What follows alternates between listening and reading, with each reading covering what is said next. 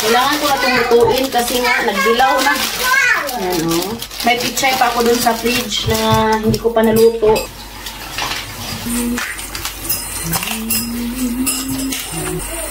Nung unang dating ko dito, sobrang lungkot ko talaga kasi nga walang mga gulay ba. Grabe. Tapos yung mga isda, frozen.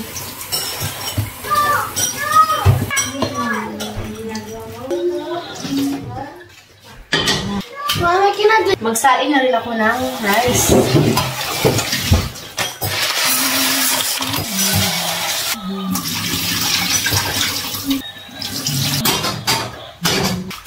Noon, sa taon lang kami makabili ito. Ngayon, pwede na kami makabili sa village. Pero mga Romanian, hindi sila mahilig kumakain ito. Kami mga Bisaya, yung tinula namin nilalagyan ng kamatis para mas lalong sumarap. Takpan muna natin to, tapos manguha tayo ng dahon onion sa labas.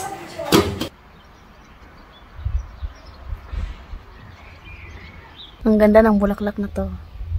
Kaso nga lang, manipis lang siya. Guys, akala ko basol ni. Hindi pala. Yan ang maganda talaga pag may tanim tayo dito sa ating bakuran. Kasi pag need natin, kuha lang tayo.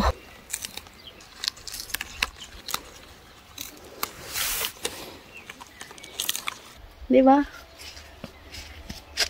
Nakakuha na tayo ng sibuyas. Ang bango na ng sabaw. Nagluto rin si Mama.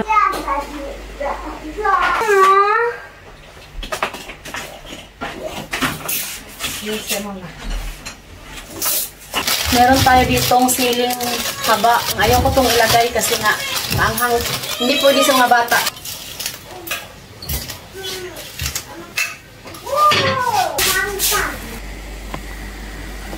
Wow.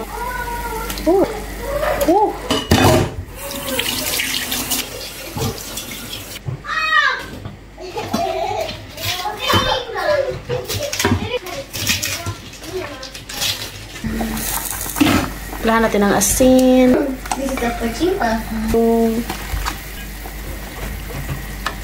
Ang ating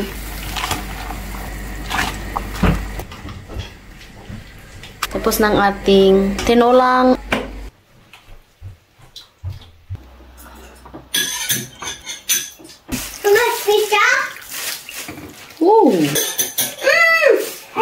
yes.